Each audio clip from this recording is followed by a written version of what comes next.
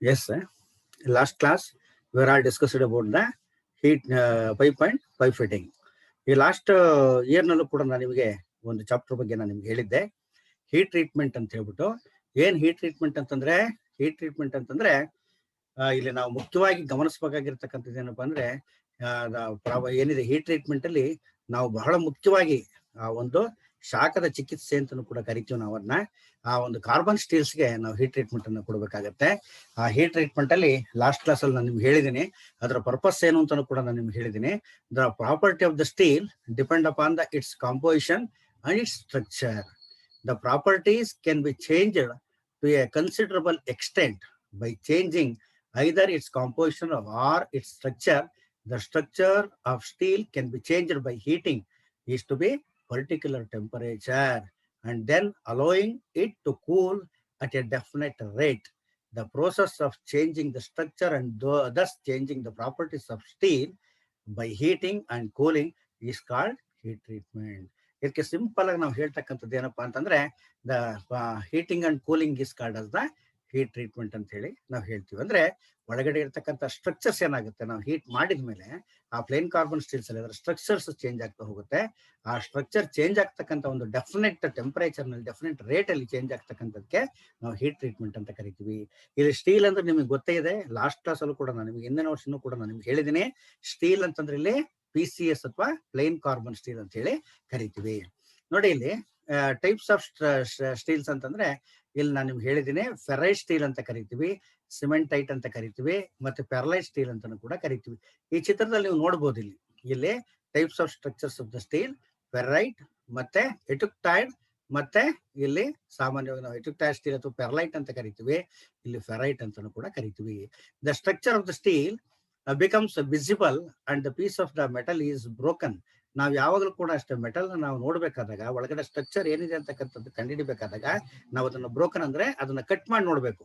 ಆ ಕಟ್ ಮಾಡಿ ನೋಡಿದಾಗ ನಮ್ಗೆ ಏನಾಗುತ್ತೆ, ಅಲ್ಲಿ ಯಾವ ಸ್ಟ್ರಕ್ಚರ್ ಇದೆ ಅಂತ ಹೇಳಿ ನಮ್ಗೆ ಅದು ಗೊತ್ತಾಗ್ತಾ ಹೋಗುತ್ತೆ. ವಿಸಿಬಲ್, ನಾವು ಅದನ್ನ ನೋಡ್ಬೋದು.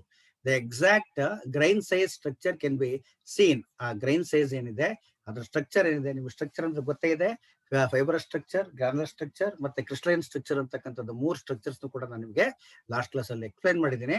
ಹಾಗಾಗಿ ಅದನ್ನ ಮೈಕ್ರೋಸ್ಕೋಪ್ ಅಲ್ಲೂ ಕೂಡ ನೋಡ್ಬೋದು, ಕ್ಲಾಸಿಫೈಡ್ ಮಾಡಿ ಅದನ್ನ ಏನಿದೆ, steel is an alloy of the iron carbon. ನಿಮ್ಗೆ ಗೊತ್ತಿರಬೇಕು, ಪ್ಲೈನ್ ಕಾರ್ಬನ್ ಸ್ಟೀಲ್ ಅಂತಂದ್ರೆ ಏನೋ, it is an alloy of the iron and carbon. Iron ಮತ್ತು ಕಾರ್ಬನ್ ಗಳ ನಡುವಿನ ಮಿಶ್ರಣಕ್ಕೆ ನಾವೇನಂತ ಕರಿತೀವಿ, ಸ್ಟೀಲ್ ಅಂತ ಹೇಳಿ ಕರಿತೀವಿ. But carbon content steel does not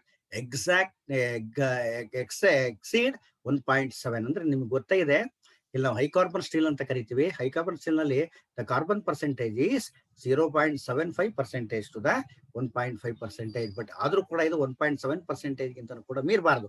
1.7% ಇಂದ ಮೀರದ ಏನಾಗುತ್ತೆ, ಇಟ್ ಶುಡ್ ಬಿ ಬ್ರೋಕನ್. ಅವಾಗ ಬ್ರೋಕನ್ ಆಗುತ್ತೆ. ಮತ್ತೆ ಏನಾಗುತ್ತೆ ಅಂತಂದ್ರೆ ಅದು ಅಲ್ಲಿ ನೆಕ್ಸ್ಟ್ ಕ್ಯಾಸ್ಟ್ ಐರನ್ ಆಗಿ ಅದು ಪರಿವರ್ತನೆ ಆಗುತ್ತೆ. ನೋಡಿ, ಫೆರೈಟ್ ಅಂತಂದ್ರೆ ನಿಮಗೆ ಗೊತ್ತಿರಬೇಕು, ಫೆರೈಟ್ ಅಂತಂದ್ರೆ ಏನು ಅಂತ ನೀವು ಇಲ್ಲಿ ತಿಳ್ಕೋಬೇಕು. Pig iron of steel, pig iron ಅಂತ ನಿಮಗೆ ಗೊತ್ತೇ ಇದೆ, steel with 0% of the carbon. ಇಲ್ಲಿ ಕಾರ್ಬನ್ ನಾವು ಆಡೇ ಮಾಡಿಲ್ಲ ಪಿಗ್ ಐರನ್ಗೆ. ಫೆರೈಟ್, ಇದಕ್ಕೆ ನಾವೇನಂತ ಕರಿತೀವಿ, ಫೆರೈಟ್ ಅಂತ ಕರಿತೀವಿ, which is relatively soft and ductile. ಇದು ತುಂಬಾ ಸಾಫ್ಟ್ ಆಗಿರುತ್ತೆ ಮತ್ತೆ ಡಕ್ಟೈಲ್ ಆಗಿರುತ್ತೆ. So but comparatively weak. Comparative ಬೇರೆದಕ್ಕೆಲ್ಲ ಹೋಲಿಸ್ಕೊಂಡು ನೋಡಿದಾಗ ಇದು ತುಂಬಾ ವೀಕ್ ಆಗಿರುತ್ತೆ. ಫೆರೈಟ್ ಅಂತಕ್ಕಂಥದ್ದು ಏನಾಗುತ್ತೆ, ಇಲ್ಲಿ ವೀಕ್ ಆಗಿರುತ್ತೆ. ಮತ್ತೆ ಸಿಮೆಂಟೈಟ್ ಅಂತ ಹೇಳಿ, the carbon exist the steel as A chemical compound of the iron and carbon is called as the, ಇಲ್ಲಿ ಏನಾದ್ರೆ ಐರನ್ ಕಾರ್ಬೈಡ್ ಅಥವಾ ಸಿಮೆಂಟೈಟ್ ಅಂತ ಕರಿತೀವಿ. ಕೆಲವು ಸರಿ ಎಕ್ಸಾಮಿನೇಷನ್ ಪರೀಕ್ಷಾ ದೃಷ್ಟಿಯಿಂದ ಕೂಡ ಹೇಳ್ತಾ ಇರ್ತಾರೆ, ಏನು ಐರನ್ ಕಾರ್ಬೈಡ್ ಅಂತಂದ್ರೆ ಏನು ಅಂತ ಹೇಳಿ. ಹಾಗಾಗಿ ಸಿಮೆಂಟೈಟ್ ಅಂತಕ್ಕಂಥದ್ದು ಇದು ಕೂಡ ಅಷ್ಟೇ, ಇಟ್ಸ್ ವೆರಿ ಹಾರ್ಡ್ ಮತ್ತೆ ಬ್ರಿಟಲ್ ಆಗಿರುತ್ತೆ ಇದು, but it is not strong. ಇದು ಕೂಡ ತುಂಬಾ ಸ್ಟ್ರಾಂಗ್ ಆಗಿರೋದಿಲ್ಲ. ನೆಕ್ಸ್ಟ್ ಎಟುಕ್ಟೈಡ್ ಅಥವಾ ಪೆರ್ಲೈಟ್ ಸ್ಟೀಲ್ ಅಂತ ಕರಿತೀವಿ.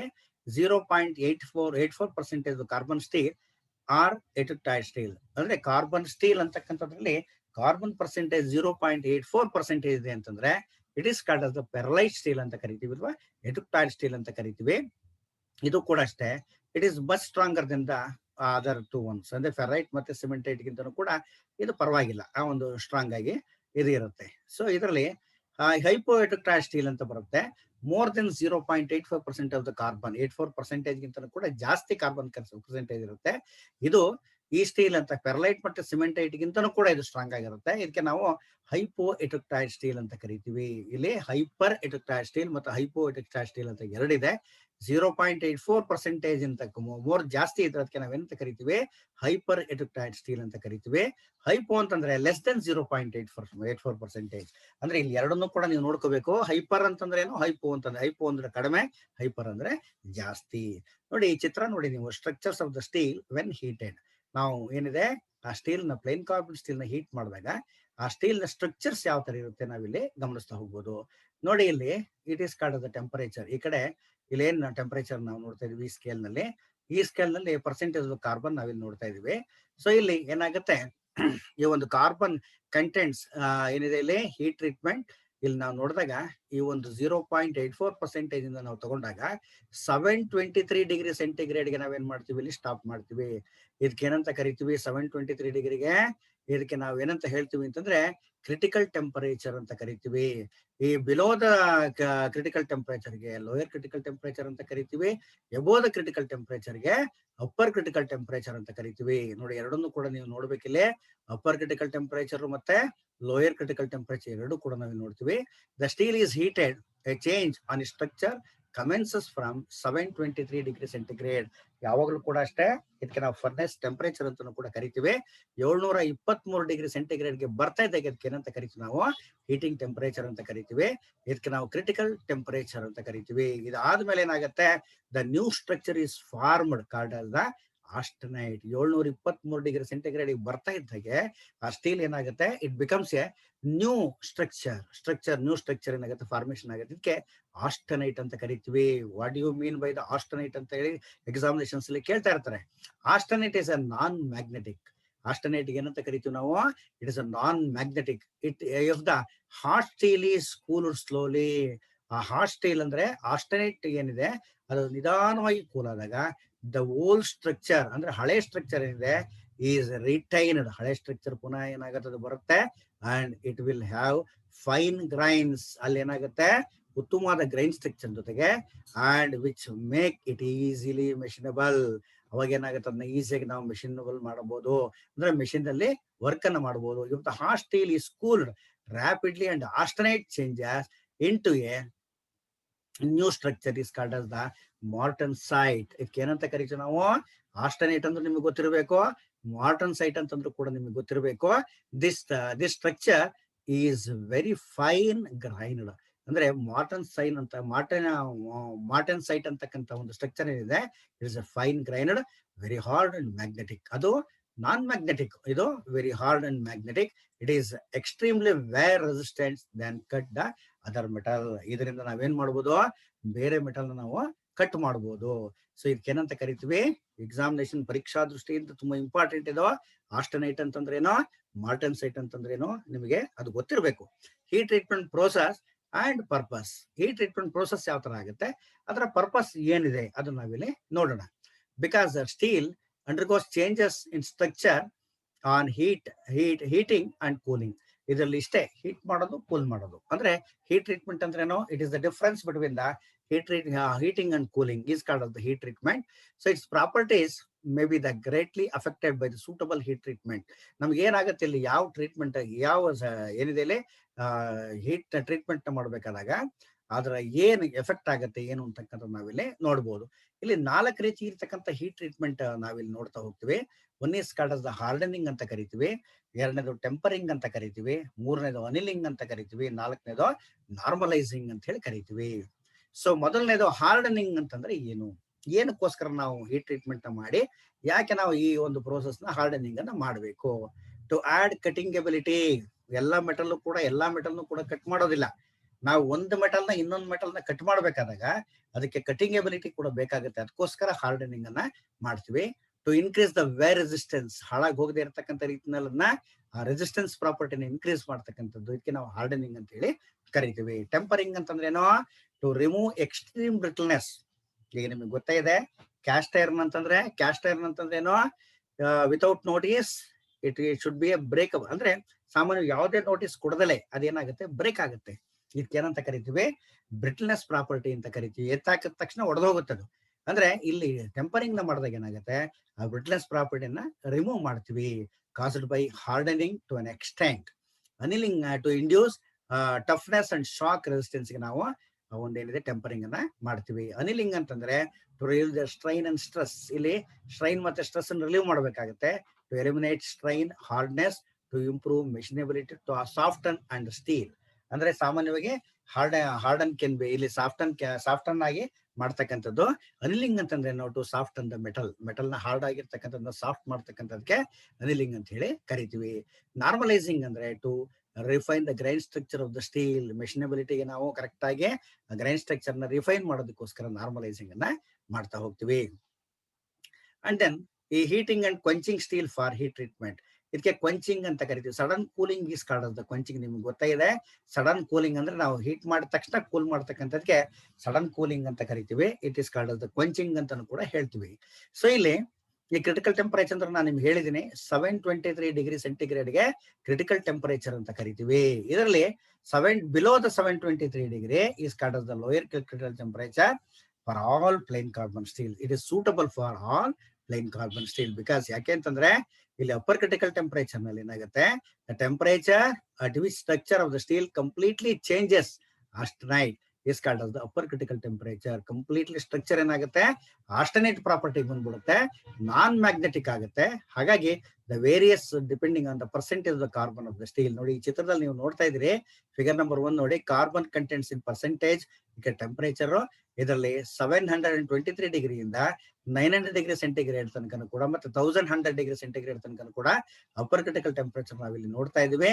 ಅಂದ್ರೆ 0.57 ಏನಿದೆ ಇಲ್ಲಿ percentage and 1.15% of the steel. In this case, the lower critical temperature is 723 degree and the upper critical temperature is 800 degree centigrade. Idu 0.84% of the carbon steel. Both lower critical temperature and upper critical temperature are 723 degree. The steel is called as the eutectoid steel. Ee steel ಏನಂತ ಕರಿತೀವಿ, eutectoid steel ಅಂತ ಕರಿತೀವಿ. The stages of the heat treatment: heating, soaking and then quenching. ಯಾವ 3 stage ಇದೆ ಇಲ್ಲಿ, heating ಮಾಡೋದು, soaking ಮಾಡೋದು ಮತ್ತೆ ಕ್ವೆಂಚಿಂಗ್ ಮಾಡೋದು.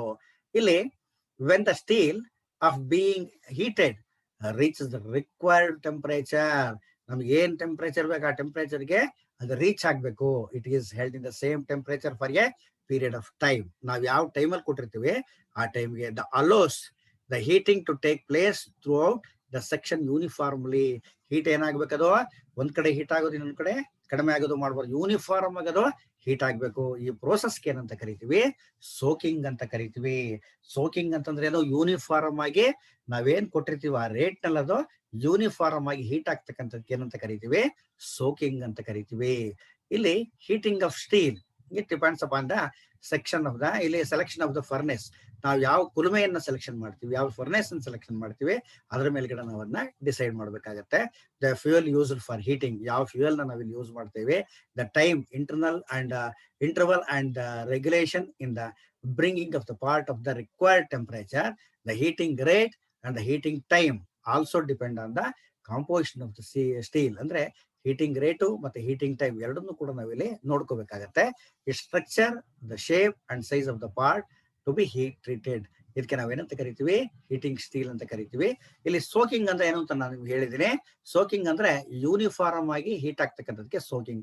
ಈ ಸೋಕಿಂಗ್ ಟೈಮ್ ಅಂತ ಬರುತ್ತೆ. It depends upon the cross section of the steel, it's chemical composition, the volume of the change in the furnace and the arrangement of the change in the furnace. A good general guide for the soaking time in normal conditions, the 5 minutes per 10 millimeter thickness.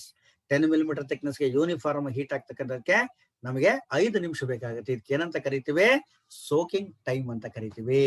ಹಾಗಾಗಿ ಈ soaking time ಅಂತಂದ್ರೆ ನಿಮಗೆ ಗೊತ್ತಿರಬೇಕು, uniform ಆಗಿ ನಾವೇನು heat treatment ಅನ್ನ ಮಾಡಬೇಕಾದಾಗ uniform ಆಗಿ ಹೀಟ್ ಆಗ್ತಕ್ಕಂಥದಕ್ಕೆ ಸೋಕಿಂಗ್ ಟೈಮ್ ಅಂತ ಕರಿತೀವಿ. ಆ ಟೈಮ್ ತುಂಬಾ ಇಂಪಾರ್ಟೆಂಟು.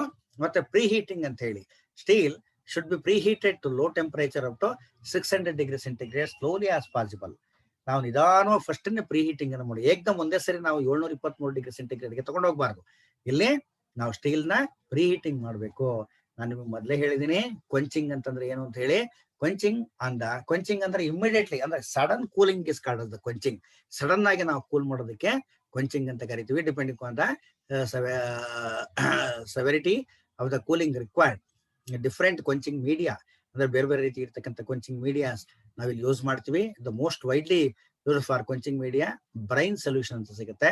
ವಾಟರ್ ಮಾಮೂಲಿ ನಿಮಗೆ ಗೊತ್ತೇ ಇದೆ, ಆಯಿಲ್ ಮತ್ತೆ ಏರ್, ನಾಲ್ಕನ್ನು ಕೂಡ ನಾವು ಕ್ವೆಂಚಿಂಗ್ ಮೀಡಿಯಾ ಆಗಿ ನಾವಿಲ್ಲಿ ಯೂಸ್ ಮಾಡ್ತೀವಿ. ಬ್ರೈನ್ ಸೊಲ್ಯೂಷನ್ ಆಗುತ್ತೆ give a faster rate of the cooling. Brine solution ಅಂತ ಸಿಗುತ್ತೆ, faster rate, immediate rate of the cooling ನಾವೇನ್ ಮಾಡ್ತೀವಿ ಇದನ್ನ ಯೂಸ್ ಮಾಡ್ತೀವಿ. While air cooling has the slowest rate of the cooling. ಇದು ಹೋಲ್ಸ್ಕೊಂಡ್ರೆ air cooling is the slowest rate of the cooling. ಅಂದ್ರೆ ನಾವು ಹೊರಗಡೆ ನಾವು ಬಿಸಾಕ್ಬಿಡ್ತೀವಿ ಏರ್ ಕೂಲಿಂಗ್ಗೆ, ಅದು ನಿಧಾನ ಕೂಲ್ ಆಗ್ತಾ ಹೋಗುತ್ತೆ. ಬ್ರೈನ್ ಸೊಲ್ಯೂಷನ್ ಸೋಡಿಯಂ ಕ್ಲೋರೈಡ್ ಅಂತ ಕರಿತೀವಿ. ಬ್ರೈನ್ ಸೊಲ್ಯೂಷನ್ ಅಂದ್ರೆ sodium chloride solution gives severe quenching because it has the higher boiling point than the pure water. Pure water ಗಿಂತನೂ ಕೂಡ ಇದು ಹೈಯರ್ ಬಾಯ್ಲಿಂಗ್ ಪಾಯಿಂಟ್ ಅಂತ ಹೇಳಿ ನಾವಿಲ್ಲಿ ಕರಿತೀವಿ. ನಿಮಗೆ ಗೊತ್ತೇ ಇದೆ ಇಲ್ಲಿ ನಾವು ವಾಟರ್ನ ಸಾಮಾನ್ಯವಾಗಿ ನಾವು ಏನಾಗುತ್ತೆ ಪ್ಲೇನ್ ಕಾರ್ಬನ್ ಸ್ಟೀಲ್ಸ್ಗೆ ನಾವು ಯೂಸ್ ಮಾಡ್ತೀವಿ. Water is the quenching media, the work should be ಇಲ್ಲಿ ನಮ್ಗೆ ಏನಾಗುತ್ತೆ ಈಸಿಯಾಗಿ ವರ್ಕ್ ಆಗ್ತಾ ಹೋಗುತ್ತೆ. ಮತ್ತೆ ಕೂಲ್ಡ್ ಏರ್ನು ಕೂಡ ನಾವು ಯೂಸ್ ಮಾಡ್ತೀವಿ. ಸಮ್ ಸ್ಪೆಷಲ್ ಅಲಾಯ್ ಸ್ಟೀಲ್ಸ್ ಕೂಡ ಕೂಲ್ಡ್ ಏರ್ನ ಯೂಸ್ ಮಾಡಿ, ಇಷ್ಟು ಕೂಡ ನಾವು ಕ್ವೆಂಚಿಂಗ್ ಮೀಡಿಯಾ ಅಂತ ಕರಿತೀವಿ. Next will continue the hardening of the carbon steel.